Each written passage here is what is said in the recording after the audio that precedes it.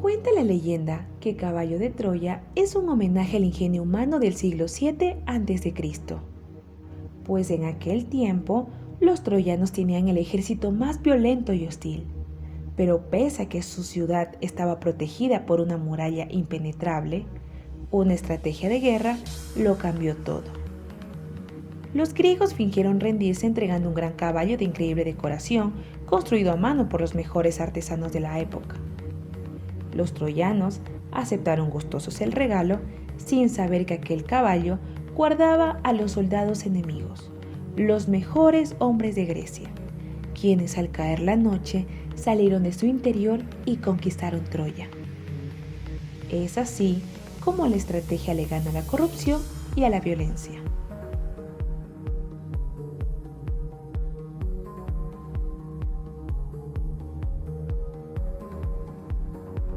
La primera vez que probé marihuana tenía 18 años y era la primera vez que salía por largo tiempo de Guaranda. Iba a estudiar en Quito. Pensé entonces que a todo el mundo le hacía falta probar un porro de marihuana.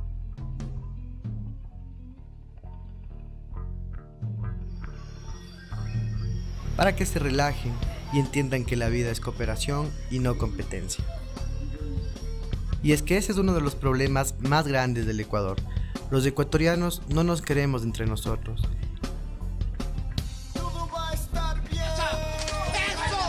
Perro cobarde.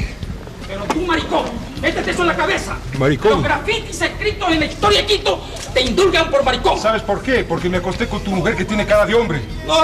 Estúpido. ¿Será por eso que el Ecuador no ha salido adelante? 4 años más tarde, en una muestra de amor adulto, mi madre me envió a un centro de rehabilitación. Uno de los recuerdos más bonitos del centro de rehabilitación fueron las clases de arte. Tuve la oportunidad de compartir con los compañeros mis conocimientos en la elaboración de duendes y artesanías.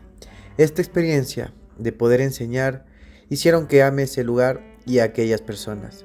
Irónicamente, en un inicio los odié, porque estaba en contra de mi voluntad. Después, reconocí que todos necesitamos ayuda y que la terapia es para fuertes. ¿Estás haciendo una película? Estoy haciendo una serie, estoy ya en el proceso de venta, estamos viendo... Y te felicito tanto, estoy tan feliz de verte tan bien, ¿no? Gracias, Jimmy. Sí, de verte tan... Jimmy, cuéntanos un poquito cómo fue tu proceso en Claridad y tus clases de arte con los chicos. Bueno, yo llegué desde España con una platita que ahorré por allá y puse la clínica con Iván. Nosotros que hemos estado en un proceso de rehabilitación, que lo seguimos estando, que conocemos la diferencia entre la luz y la oscuridad y que hemos vivido en la oscuridad por algún tiempo, podemos darle ese camino a la persona. Todos estamos un poquito locos, pero a veces sanar el dolor de traumas que tienen hacia atrás es difícil, pero se puede, sí se puede. Que simplemente es una etapa de la vida, que no te vas a quedar estancado ahí. Al principio tuve miedo porque eran chicos, ¿no? Entonces sí me dio un poco de miedo trabajar con chicos, pero después a puteadas ya los logré dominar, ¿no? Pero estuvo muy lindo, trabajo hermoso. Es tan gratificante ver a los chicos que ya se recuperaron. Gente como Hamilton que conoce de rehabilitación. Por todo tu trabajo con los duendes y con todo el trabajo que también te pedí ayuda yo a ti para que tú me ayudaras a trabajar con los chicos, ¿no? Y a que tú les enseñaras también a ellos. Ahí, sin vicios y enfrentando la realidad tal cual es, conocí uno de los vicios que no hacían daño, al contrario, te volvían una especie de superhombre, la lectura. Ahí entendí que a la gente no le faltaba marihuana, sino lectura de verdad. Entendí que los ecuatorianos y los guarandeños tienen miedo de ser dueños de su propio destino. Y lo peor es que es un miedo heredado. El prejuicio y la ignorancia nos han robado el progreso. Cuentan los abuelos que una de las razones para el poco desarrollo comercial de la ciudad de los eternos carnavales y la provincia de Bolívar fue que conservadores, moralistas y personajes influyentes de la época en contra de la presidencia de Eloy Alfaro se opusieron y no permitieron que el ferrocarril pase por Guaranda, aduciendo que la locomotora era cosa del diablo, razón por la cual la provincia quedó fuera del intercambio comercial que ofrecía el tren, condenando así a una ciudad entera por la decisión de unos pocos.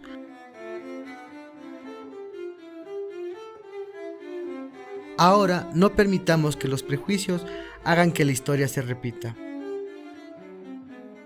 La producción de cannabis y CBD es una alternativa para la industrialización de la ciudad, lo cual representa fuentes de empleo y progreso, tomando en cuenta que la Universidad Estatal de Bolívar cuenta con uno de los laboratorios más avanzados de Latinoamérica para el estudio agrícola y genético de plantas y semillas, con más de $5 millones en inversión. Tenemos las herramientas para lograrlo. ¿Qué nos detiene?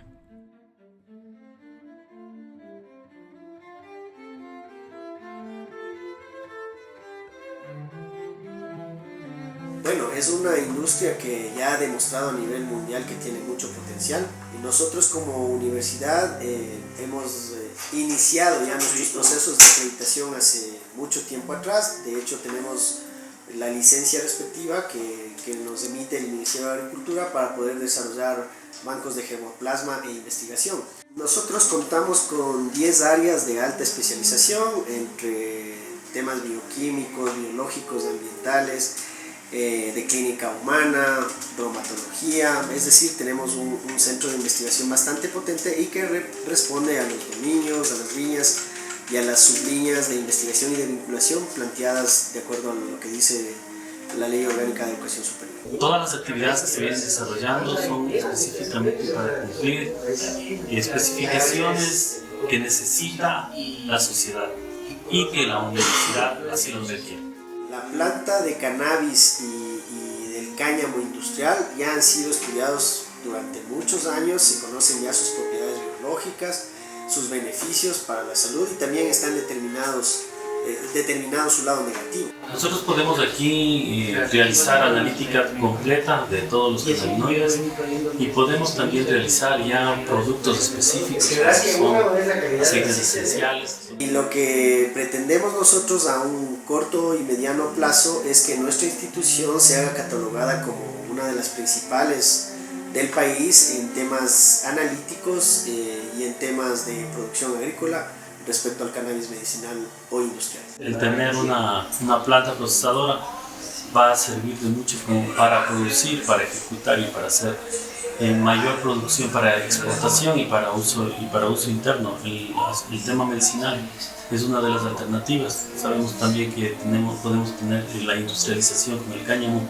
que nos va a permitir también dar otros beneficios comunes. Existen más de 56 productos que podemos sacar, entre los más básicos. Nosotros, a través del sistema de investigación que tiene desarrollado la universidad, podemos levantar información, procesarla y entregar los resultados de nuestras investigaciones. Normalmente esto se gestiona a través de proyectos y el producto inicial del desarrollo de los proyectos normalmente son publicaciones científicas. Eso es como un área que desarrolla la institución. En cambio, en lo que se refiere a la función sustantiva de vinculación con la sociedad, esos resultados que se obtienen por el proceso de investigación son trasladados a la sociedad. Considerando que el cannabis sea el cuarto producto de exportación a nivel nacional, y esto significa un aporte para los productores, especialmente para el agro. Por supuesto, tiene muchas aristas el tema del cannabis en realidad. Tiene un componente industrial muy fuerte, tiene un componente médico también que es muy importante, tiene un componente gastronómico que estaría directamente asociada al tema turístico. Lo que yo veo es que conforme vaya avanzando la producción en el país, la normativa también tendrá que irse regulando, porque recordemos que es una normativa reciente. Habrá que ver qué es lo que va ocurriendo en el transcurso del tiempo, y en eso creo que las instituciones de educación superior jugamos un papel fundamental. Creo que todo se trata de información, de investigación, de ciencia, de tecnología. Los estudios existen y lo que faltó siempre es la regulación, que ahora el país la tiene en marcha. Entonces, yo creo que con el transcurrir del tiempo la gente se va a ir informando cada vez más. Las universidades también cumplimos con el proceso de divulgación científica, que es muy importante para darle a conocer a la sociedad lo que realmente conviene. Y si nosotros hacemos un peso a nivel científico de los beneficios versus los contra que tiene el tema del cannabis y del cáñamo, definitivamente en un alto porcentaje es mucho más beneficioso que perjudicial. Y creo que Bolívar, por sus pisos climáticos distintos que tiene, recordemos que Bolívar tiene desde el páramo hasta subtrópico como pisos climáticos, definitivamente tiene muchísimo potencial para esta industria.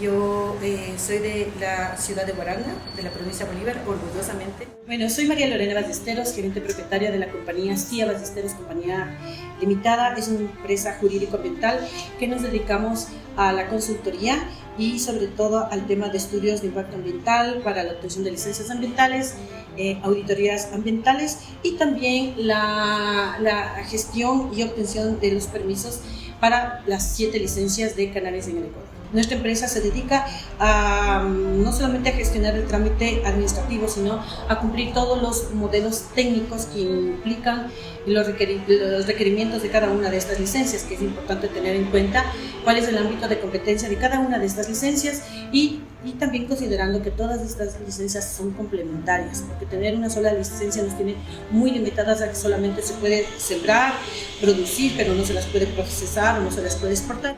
Bueno, partiendo del hecho desde que el cannabis se legalizó aquí en el Ecuador para una producción de un cannabis no psicoactivo, tenemos que considerar la existencia de 7 licencias. Es importante saber y conocerlas en qué se distingue la una de la otra. Licencia número 1 es para la importación de todo lo que es las plántulas y las semillas de cannabis.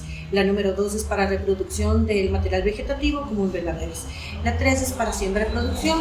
La 4 es una licencia para el cáñamo textil. La 5 es para procesamiento. La 6 es para investigación y desarrollo. Y la 7 es para comercialización.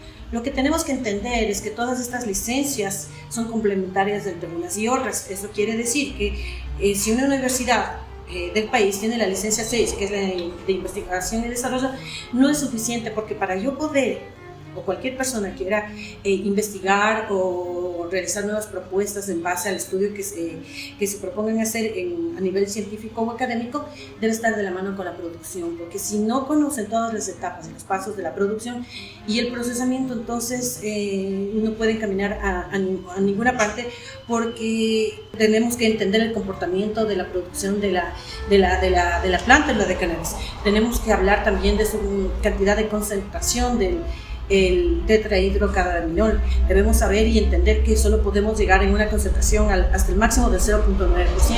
Pasado esos valores, esos números, entonces se estaría convirtiendo en un cannabis ilegal. Punto 1.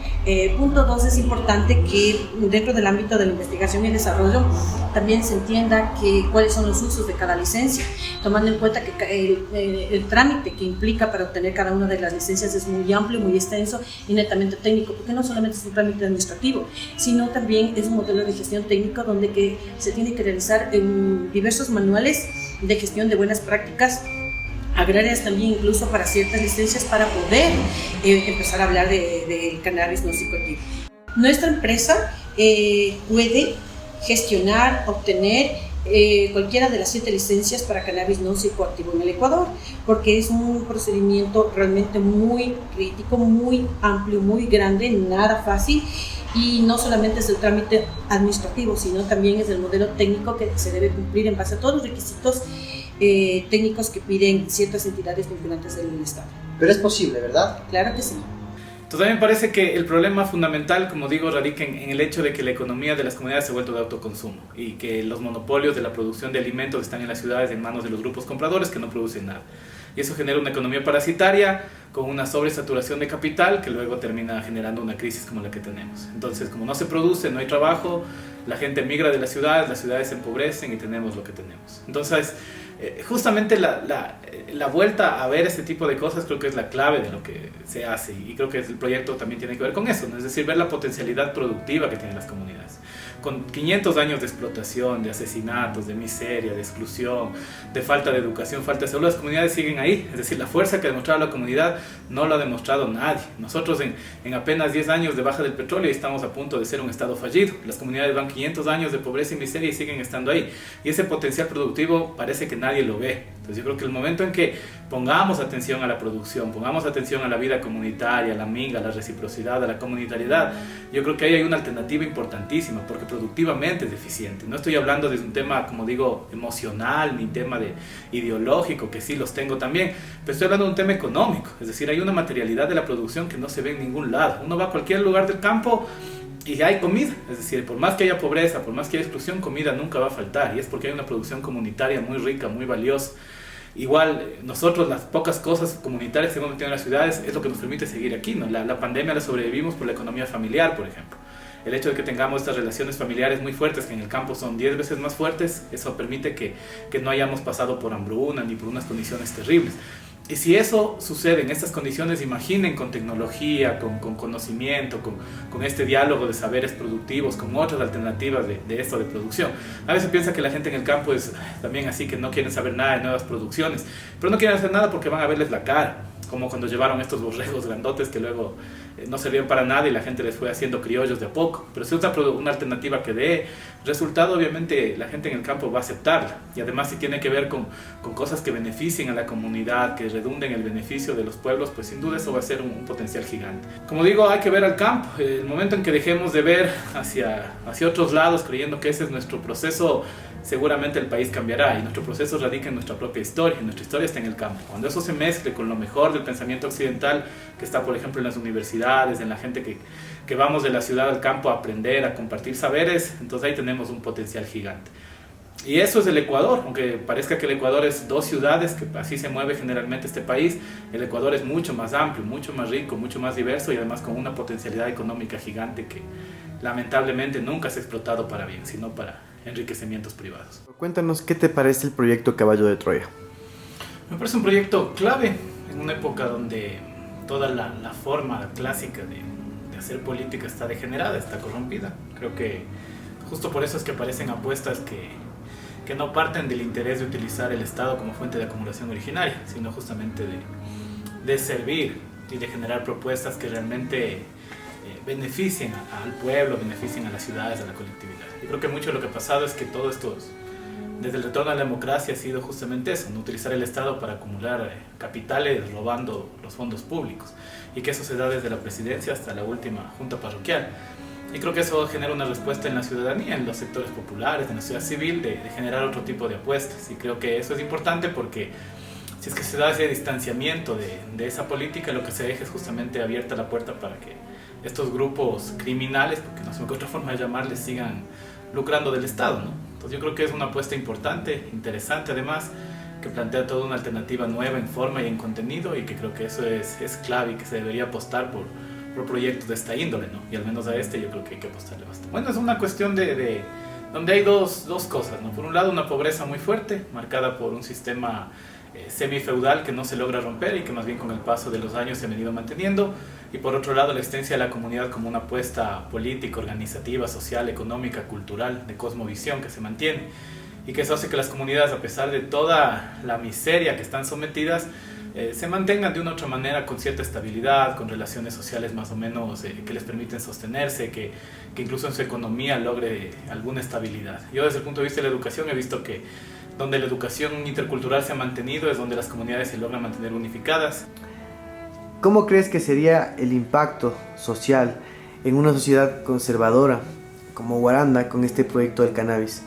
Y creo que esto ojalá sacuda un poco las conciencias y el espíritu de la sociedad, ¿no? Yo creo que este es un tema también de transparentar y también decir las cosas que a veces se ocultan, ¿no? Es decir, el consumo a veces problemático está muy, muy presente, y cuando se plantea una alternativa medicinal de repente todos nos tiramos de los cabellos, pero a fin de cuentas eso es algo que habría que conversarlo, justamente para que quizá el uno se transparente y se aborde como una problemática y lo otro se vea como una posibilidad. Entonces me parece que siempre que hay alternativas diferentes Obviamente eso sacude y eso conmueve y eso moviliza, pero eso es lo que se necesita. Es decir, aquí en el país lo que se necesita es que algo sacuda las conciencias, ¿no? Me parece que en la provincia de Bolívar se hace falta eso para que de alguna manera esta provincia vuelva a entrar en la historia del país, pero entre bien, es decir, entre justamente con alternativas, con propuestas. Yo al menos lo que vi del proyecto me parece que es importante esa vinculación con la universidad, ¿no? Es decir, la universidad no puede servir solo para ser un elefante de marfil y que simplemente eso te lleve a poner el título en la pared de tu casa. La universidad tiene que servir al pueblo, ¿no? Porque la universidad se nutre de los impuestos de todos los ecuatorianos. Así que si la apuesta va por ahí, es una cuestión técnica, científica, planteada, además que va a permitir el desarrollo económico, creo que es una conciencia que se tiene que sacudir. Además, ahora tenemos una generación joven, ¿no? Yo me imagino que las tradiciones conservadoras pasan de generación en generación, pero se sabe que el Ecuador es un país fundamental de gente joven, ¿no? Y la gente joven, para bien o para mal, tiene menos prejuicios, y creo que eso va a permitir que al menos el tema se discuta, porque las alternativas económicas son así. Finalmente yo creo que cuando algo es exitoso económicamente, las conciencias se remueven sí o sí, porque es una cuestión de supervivencia.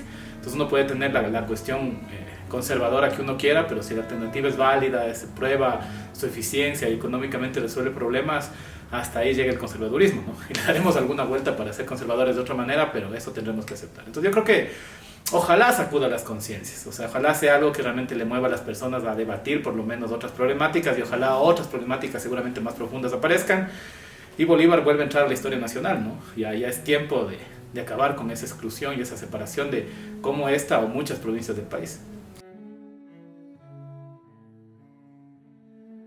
Que el prejuicio esta vez no nos condene. Como decía Albert Einstein, y en mi experiencia como cineasta, puedo decir que en casos de crisis, la imaginación es más importante que el conocimiento. Por lo tanto, creo fervientemente que la alternativa a la crisis económica que atraviesa la ciudad no está en la explotación minera, como se está planteando ahora, lo cual me aterra, pues está en riesgo el agua y el futuro de las nuevas generaciones. Defender el agua, defender nuestras tierras. En su experiencia como auditora, ¿se puede hablar de minería responsable? No se puede hablar de minería responsable. ¿Por qué razón? Tomando en cuenta que hablamos de una minería supuestamente legal, no es así, porque todo titular minero, todo poseedor de una licencia ambiental de un proyecto de explotación minera está sujeto y está obligado a ejecutar un plan de manejo ambiental. Este plan de manejo ambiental considera todas las medidas que se deben tomar frente a cada riesgo identificado en el tema de la actividad de explotación minera, pero en la realidad eso no se cumple, porque simplemente es una actividad que se cumple solo en base de amistades, de palanqueos, y te dicen, ok, ya pasaste la auditoría de la ejecución del plan de manejo ambiental y listo, pero lo que en realidad no hacen es evaluar el cumplimiento y ejecución de ese plan de manejo ambiental de manera seria y responsable, porque esta actividad es muy devastadora de suelos, ¿sí? Y sobre todo de todos los cuerpos de agua, recursos hídricos que estén en el área de influencia directa e indirecta del proyecto. Entonces realmente no se cumple esa verdadera evaluación del plan de manejo ambiental, y por eso tenemos consecuencias de contaminación extrema por actividades de explotación minera. Lo ideal sería definitivamente que exista una verdadera auditoría ambiental del plan de manejo del proyecto minero, pero en realidad no es así. Todo esto se resuelve aquí con amistades, con palancas o con coyuntura en las ciertas entidades vinculantes que nos exigen que se haga una auditoría ambiental al plan de manejo de cualquier proyecto minero. Si tuviera usted que elegir entre el proyecto minero y el proyecto de cannabis que se está planteando ahora, ¿cuál sería su respuesta? Definitivamente la siembra y producción del cannabis no psicoactivo, porque es una actividad que le podemos, desde el inicio se le puede llamar como una actividad más agrícola, una actividad agrícola más, porque si se toma en cuenta todos los elementos, aspectos y medidas de mitigación para una siembra y producción, entonces no es devastadora de suelos, no es un producto que pueda contaminar al ambiente en medida que lo hace la actividad minera, que eso sí es incontrolable. La solución que planteamos a esta crisis es el turismo, la agricultura y la famosa economía naranja, es decir, la explotación de talentos al mundo, los que se han desaprovechado y subestimado. Un ejemplo fue nuestra película Tras la huella de Flores Milo Soxo.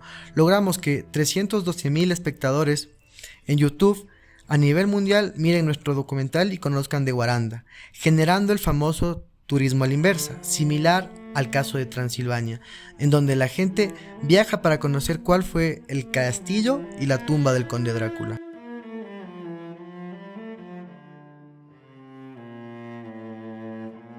Lo que representa un atractivo turístico para el sector.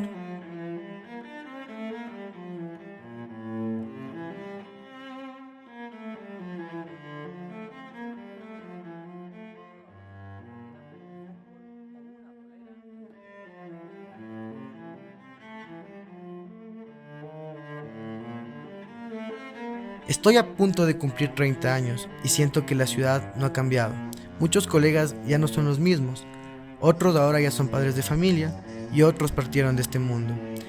Hemos dejado de ser la generación de adolescentes del pasado para ser los adultos del presente. Pero la ciudad sigue siendo igual. Eduardo Galeano, en su libro Las venas abiertas de América Latina, decía: hemos guardado un silencio bastante parecido a la estupidez. Creo yo que Galeano comparaba ese silencio con el miedo de tomar el control, es decir, el miedo a gobernar y la resignación producida por el confort de ser gobernado. En un proyecto cinematográfico existen 4 fases: preproducción, producción, edición y distribución. Por ende, como respuesta a la crisis, hemos adaptado estas fases a nuestro proyecto Caballo de Troya. Hemos reemplazado la fase de preproducción por investigación, planificación y análisis de los problemas que conlleva la crisis actual. La fase de rodaje ha sido reemplazada por la fase de ejecución, para lo cual hemos seleccionado varios perfiles profesionales idóneos para el desarrollo del proyecto, los mismos que serán explicados en los siguientes capítulos. Hemos reemplazado la fase de edición por el control de calidad del proyecto, y a la fase de distribución buscamos reemplazarla por la fase de comercialización y exportación de cannabis al mundo, logrando autosustentabilidad e industrialización de la ciudad. Es así que he decidido postularme para alcalde. Sé que parece una locura, pero he decidido grabarlo todo. Quiero aclarar que no me interesa ganar. Quiero demostrar en esta serie documental que no hace falta ser un político o tener un puesto público para generar cambios. Y en el caso de perder, que al menos estas ideas sean rescatadas para cambiar la crisis que tanto daño nos está haciendo. Básicamente yo me acerqué al cannabis porque mi sobrina tiene epilepsia refractaria y como sabían que a mí me gustaban las plantas, me pidieron que yo les ayude a sembrar cannabis. Realmente nos fue muy bien con el cannabis. Ella, de tener 10 o 15 episodios convulsivos diarios, pasó a tener 1 o 2, quizás, a veces ninguno. Y quien esté libre de pecado, que lance la primera piedra. Considero que los humanos aprendemos de nuestros errores. En mi caso, llevo 1 año 5 meses rehabilitado del alcohol. Y con respecto a mi consumo de cannabis, les puedo decir que todo exceso es malo. Sin embargo, el prejuicio no nos ha dejado ver el beneficio comercial de la planta, es decir, la posibilidad de una ciudad industrializada y que exporte cannabis al mundo. La gente no diferencia marihuana y otras drogas, ahí es el problema, ¿no? Entonces la gente asocia productos con el consumo de drogas, entre comillas, sin saber ni siquiera de qué están hablando. Todo el pueblo se unió en un solo grito que decía: ¡no a la explotación minera! ¡No a la minería! ¡No a la explotación minera! ¡No a la explotación minera! No a la explotación minera. ¡No a la minería! ¡No a la explotación minera! No a la explotación minera. No a la explotación minera. No a la explotación minera. No a la minería. No a la explotación minera. Estoy completamente en desacuerdo de la explotación minera, en la provincia de Bolívar o en cualquier parte de mi Sudamérica amada. Únete a la lucha. ¡No a la minería! ¡No a la explotación minera! ¡No a la explotación minera! No a la explotación minera. ¡No a la minería! ¡No a la explotación minera! No a la minería. No a la explotación minera. No a la explotación minera. No a la explotación minera. ¡No a la minería! No a la explotación minera.